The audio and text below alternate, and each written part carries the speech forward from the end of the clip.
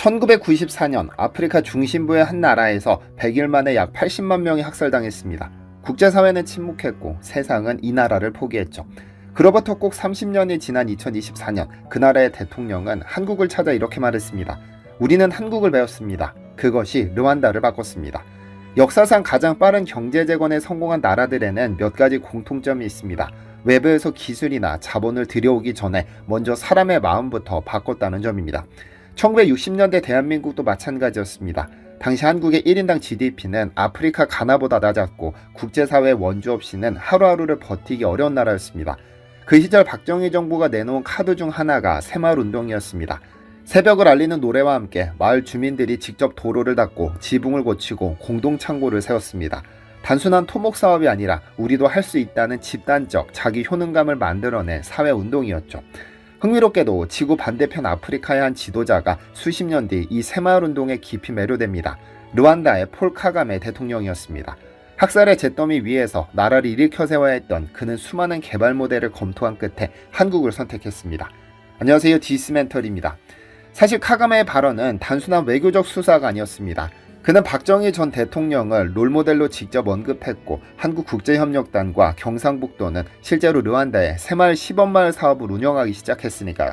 그렇다면 그의 선택은 효과가 있었을까요? 우선 르완다를 이해하려면 1994년 4월 6일로 거슬러 올라가야 합니다. 대통령 전용기가 격추되던 그 밤 르완다는 인류 역사상 가장 빠른 속도로 집단 학살이 시작됩니다. 후투족 극단주의 민병대가 투치족과 온건 후투족을 상대로 벌인 이 학살은 100일도 채 안 되는 기간 동안 약 80만 명의 생명을 앗아갔죠. 당시 르완다 전체 인구가 약 700만 명이었으니 인구의 약 15%가 100일 만에 사라진 셈입니다. 이 사건은 국제법상 명백한 제노사이드로 규정되어 있습니다. 나중에 유엔 르완다 국제형사재판소는 이를 민족 간 단순 내전이 아닌 조직적이고 계획적인 절멸범죄로 판결했습니다. 이 사실은 매우 중요합니다. 르완다의 이후 재건 과정을 이해하려면 이것이 단순한 전쟁 피해가 아닌 사회 자체의 뼈대가 무너진 사건이었다는 것을 먼저 인식해야 하니까요. 학살이 끝난 1994년 7월 르완다의 1인당 GDP는 약 188달러였습니다. 인프라는 붕괴됐고 의사와 교사, 공무원 등 지식계층의 상당수가 학살되거나 국외로 도주한 상태였습니다. 사실상 무정부 상태였고 국제사회의 신뢰도 바닥이었습니다. 이 폐허 위에 올라선 사람이 바로 폴 카가메였습니다. 1957년 르완다 남부 탐부에서 태어난 그는 어린 시절 부모와 함께 인접국 우간다로 피신한 망명자였습니다. 수십 년간 군인으로 살다가 르완다 애국전선을 이끌고 학살을 종식시킨 뒤 2000년 대통령직에 오릅니다.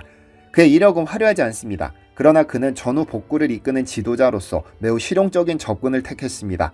이념보다 결과를 우선했고 자신의 나라와 가장 비슷한 조건에서 가장 극적인 성공을 거둔 나라의 경험을 배우겠다고 결심했습니다.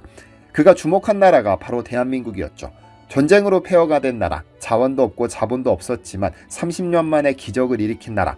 카가메 대통령은 KBS 등 한국 언론과의 인터뷰에서 박정희 대통령의 리더십과 새마을운동의 철학은 르완다에 많은 영감을 주었다고 직접 밝혔습니다.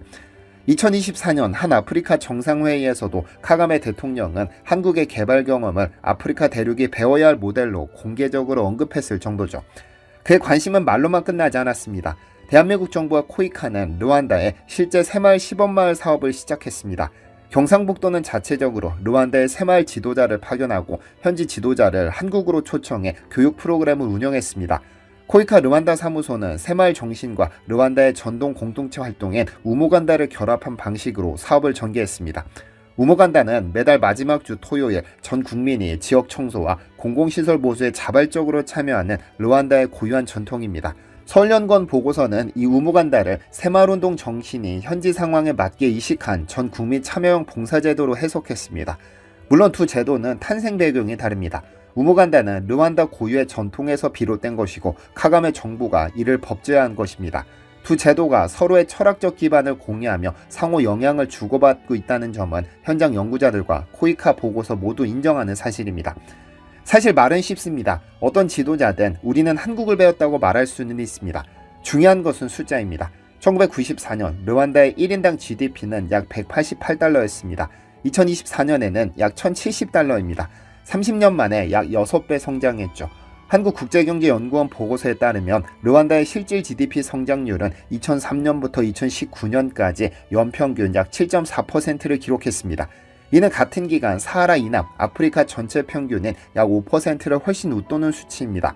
물론 절대적 수치는 여전히 낮습니다. 1인당 GDP 1070달러는 여전히 세계 최저 수준에 속합니다. 그러나 방향성이 다릅니다.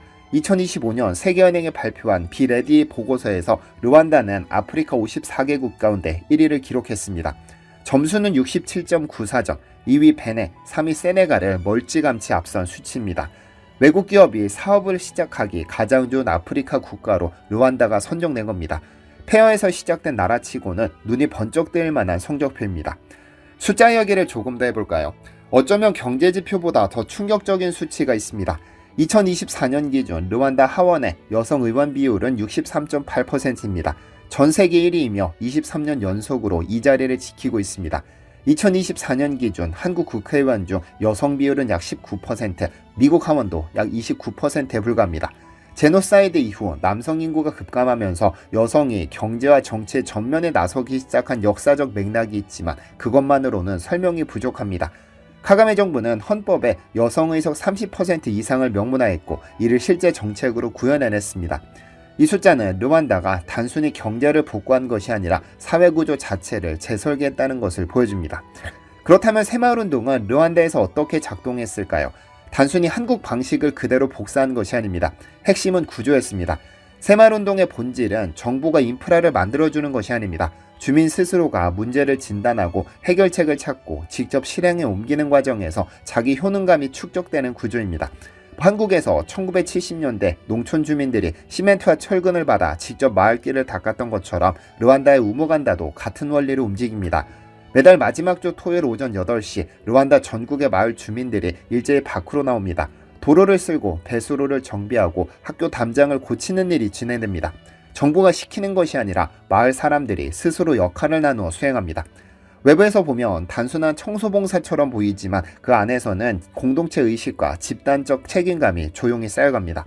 코이카와 경상북도가 운영한 새마을 시범마을 사업은 이 구조에 농업기술과 소득 창출 교육을 결합했습니다.